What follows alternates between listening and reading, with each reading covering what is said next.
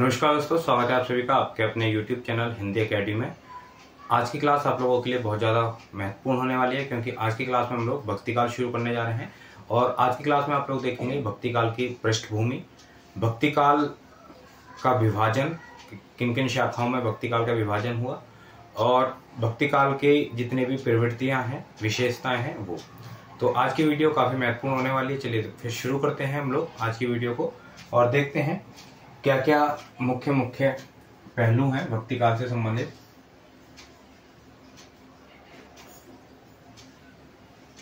देखिए, पहले ही बताया है मैंने आप लोगों को, दोबारा से बता रहा हूँ कि नोट्स आप लोग जरूर बनाते रहिएगा, क्योंकि अगर नोट्स नहीं बनाएंगे तो बहुत ज़्यादा परेशानी हो जाएगी रिवीजन करते समय आप लोगों को। ठीक है, चलिए तो सबसे पहले हम लोग बात करते हैं भक्ति काल जो था उसका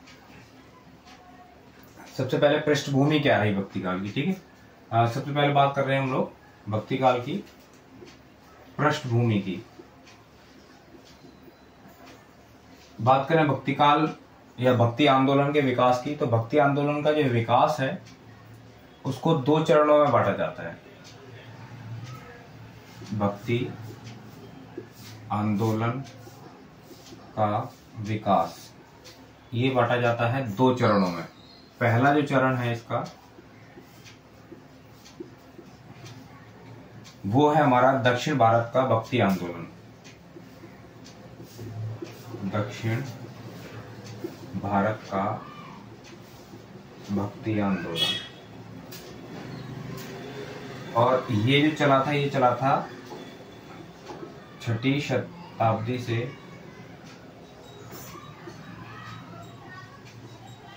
13वीं शताब्दी। ठीक है, और दूसरा जो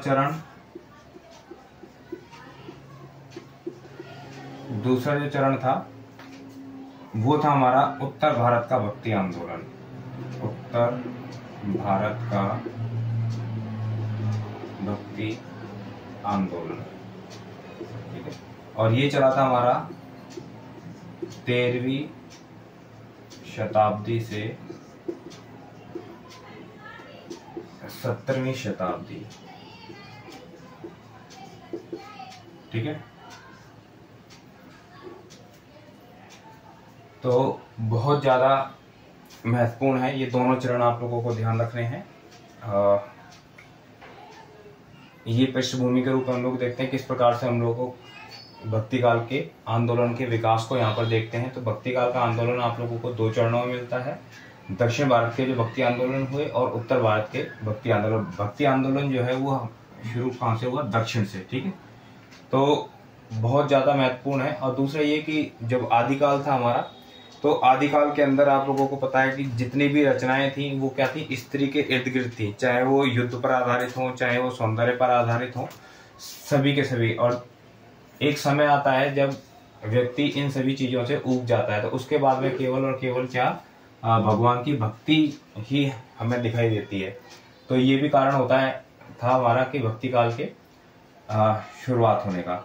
चलिए फिर आगे देखेंगे भक्ति काल का विभाजन देखते हैं कि किस किस तरीके से हम लोग विभाजन करते हैं, किन किन शाखाओं में भक्ति काल का।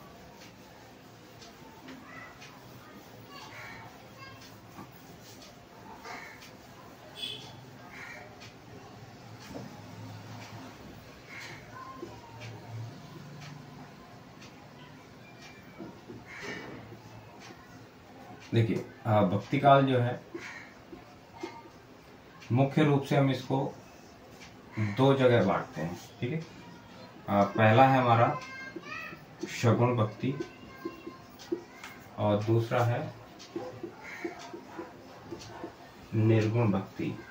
ठीक है, दो जगह बांटा हमने, सगुण भक्ति और निर्गुण भक्ति। सगुण भक्ति में वे सभी भक्त आएंगे जो किसी ऐसे भगवान की आराधना करते हैं जिसका कोई रूप है, जिसका कोई आकार है। और जो निराकार ब्रह्म की भक्ति करते हैं वो कहलाते हैं निर्गुण भक्ति। ठीक है, अब इसमें हम लोग देखते हैं दो शाखाएं इसमें हम लोगों को देखने को मिलती हैं। पहला है राम भक्ति शाखा। राम को मानने वालों जो है वो इसमें आ जाते हैं। दूसरा है हमारा कृष्ण भक्ति,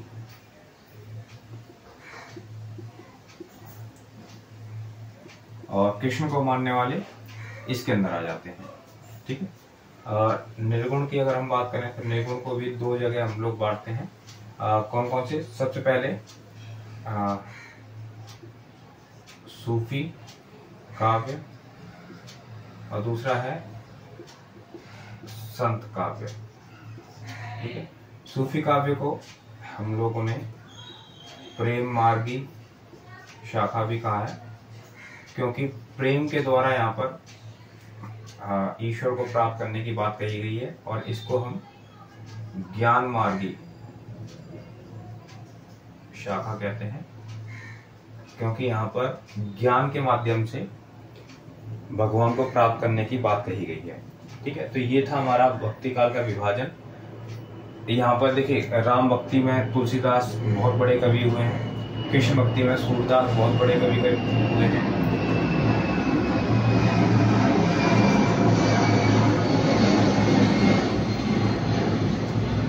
चलिए, और सूफी की बात करें तो मलिक मोहम्मद जायसी बहुत बड़े कवि हुए हैं। संत काव्य के अंदर कबीरदास जी बहुत बड़े कवि हुए हैं। तो ये एक एक नाम आप लोगों के लिए इस शाखा के अंदर सबसे महत्वपूर्ण है, बहुत ज्यादा। ठीक है, चलिए आगे देखते हैं।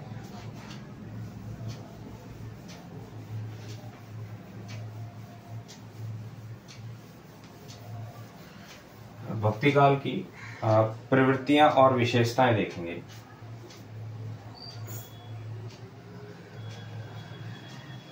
प्रवृत्तियां व विशेषताएं।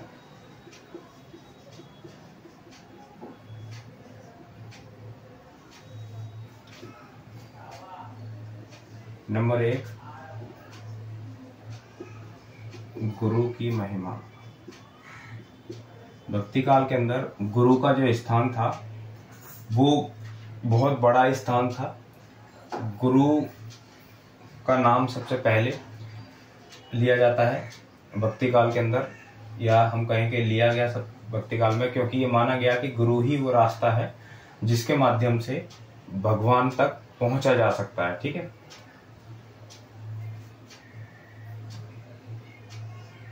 चलिए दूसरा जो है वो क्या है? भक्ति की प्रधानता। ये तो आपको पता ही है, भक्ति की प्रधानता है, इसीलिए इस काल को भक्ति काल कहा गया है। ठीक है, और भक्ति काल को हम लोग किस नाम से जानते हैं? स्वर्ण काल कहा जाता है। जो हमारे चारों काल हैं उनमें स्वर्ण काल की संज्ञा इसको दी गई है जॉर्ज गियर्सन के द्वारा। ठीक है, नंबर 3, नाम का महत्व। ठीक है, यहाँ पर नाम का बहुत ज्यादा महत्व है। नाम का महत्व कैसे है? आपने सुना भी होगा, राम से बड़ा राम का नाम। ठीक है, राम से बड़ा राम का नाम। तो नाम का बहुत बड़ा महत्व यहाँ पर है भक्ति काल के अंदर। ये माना गया है कि ईश्वर का नाम लेने से ही आपके जो पाप हैं वो मिट जाएंगे।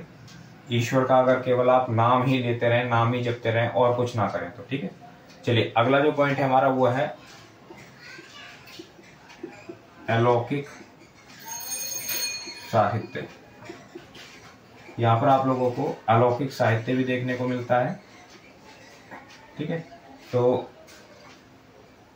अलौकिक साहित्य का मतलब क्या हो गया? जो कि ऐसा साहित्य है जो इस संसार से अलग है। ठीक है, जो दिखाता है भगवान के बारे में, ब्रह्मा के बारे में कि ब्रह्म क्या है। ठीक है, इस तरीके की जो बातें करता है वो साहित्य इस काल में लिखा गया था। ठीक है, चलिए अगला पॉइंट नंबर 5 देखते हैं। लोक कल्याण की भावना।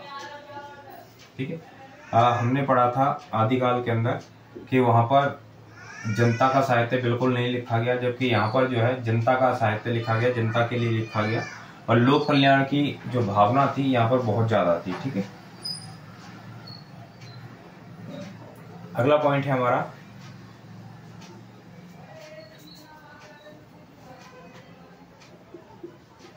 भारतीय संस्कृति के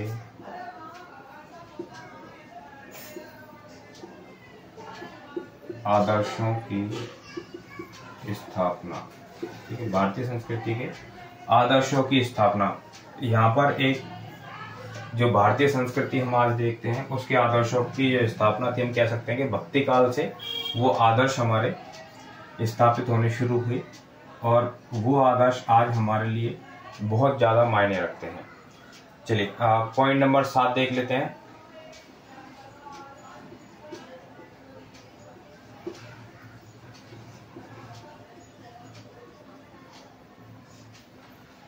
समन्वयकारी साहित्य।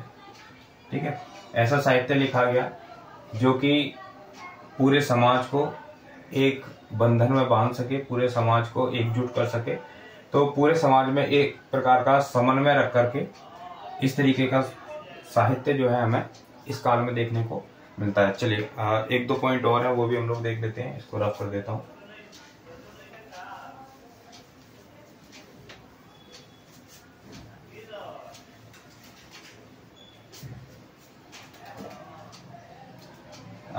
चलिए ये हो गए हमारे 7 पॉइंट हो गए। 8वां देखते हैं।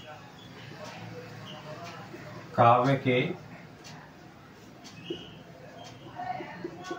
दोनों रूपों का प्रयोग। देखिए काव्य के जो दोनों रूप होते हैं, ठीक है, या फिर हम कहें काव्य रूपों में विविधता आपको यहाँ पे देखने को मिलती है।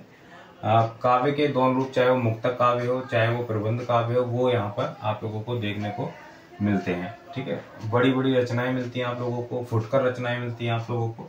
तो ये भी आप लोगों को इस काल में देखने को मिल जाता है। तो ये हो गए हमारे 8 पॉइंट। चलिए अगला देखते हैं हम लोग। रस, छंद, अलंकार। तो रस, छंद और अलंकारों का बहुत अच्छा प्रयोग इस काल में आप लोगों को मिलता है। सगुण व निर्गुण ब्रह्म की उपासना। ठीक है, ये मैंने अभी आपको बता दिया था कि सगुण और निर्गुण ब्रह्म की उपासना यहाँ पे की गई है। जो ब्रह्म, जो ईश्वर, जिसका कोई रूप है, आकार है, उसे भी लोगों ने माना है। और लोगों ने ये भी माना है कि भगवान का कोई रूप नहीं होता, भगवान का कोई आकार नहीं होता, उस ब्रह्म की भी उपासना यहाँ पर की गई है। ठीक है, और भाषा की बात करें तो ब्रज भाषा और अवधी भाषा का यहाँ पर जो है बहुत ज्यादा प्रयोग आपको इस काल में देखने को मिलता है। तो ये हो गई हमारी भक्ति काल की प्रवृत्तियां और विशेषताएं। ये आपके एग्जाम में बहुत ज़्यादा हेल्प करेंगी। अब इसके बाद में हम लोग भक्ति काल के जो हमारे महत्वपूर्ण कवि हैं, जो हमारे परीक्षा में आने वाले हैं आपकी EMRS की में, उसको हम लोग देखेंगे। उम्मीद करता हूँ आप लोगों को ये क्लास पसंद आई होगी। अगर ये क्लास पसंद आई है तो वीडियो को आप लोग ज़्यादा से ज़्यादा शेयर करें अपने दोस्तों में, लाइक करें। कोई समस्या है, कोई सुझाव है तो कमेंट करके जरूर बताएं आप लोग। साथ ही अगर आप लोगों ने अभी तक हिंदी अकेडमी के ऐप को इंस्टॉल नहीं किया है तो प्ले स्टोर पर जाइए और वहां से हिंदी अकेडमी ऐप को इंस्टॉल कर लीजिए, क्योंकि वहां से आप लोगों को काफ़ी सारी चीज़ें मिलने वाली हैं। हर हफ्ते आप लोगों के लिए टेस्ट ऑर्गेनाइज होता है वहाँ पर, जिसको आप लोग अपनी परीक्षा के लिए बहुत ज़्यादा टेस्ट दे करके प्रैक्टिस कर सकते हैं। ठीक है, इसके अलावा पिछली वर्षों के प्रश्न पत्र आप लोगों को वहाँ मिल जाएंगे, बुक्स वहाँ पर मिल जाएंगी, बहुत सारी चीज़ें हैं जो वहाँ पर आप लोगों को मिलेंगी। और आने वाले समय में और भी बहुत सारी चीज़ें उसमें ऐड होने वाली हैं जो कि आप लोगों के लिए बहुत ज़्यादा हेल्पफुल रहेंगी। अगर टेलीग्राम चैनल को ज्वाइन नहीं किया है तो वहाँ पर भी जा करके आप लोग टेलीग्राम को ज्वाइन कर लीजिएगा। सभी का लिंक आप लोगों को मिल जाएगा वीडियो के डिस्क्रिप्शन में। मिलते हैं हम लोग अपने अगली क्लास में। बहुत बहुत धन्यवाद सभी साथियों का।